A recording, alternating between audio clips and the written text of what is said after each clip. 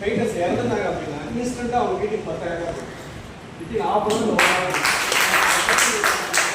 இல்லையாச்சும் எங்கேயாச்சும் கடை வாங்கியாச்சும் அதை கொடுத்துருக்கேன். அந்த பைசா நிறைய பிரச்சனை கிடையாது எங்களை பொறுத்தவரை. ஏன்னா டக்குனு கொடுத்துருவாங்க. எங்களோட குரூப்பில் உடனே கொடுத்துருவாங்க.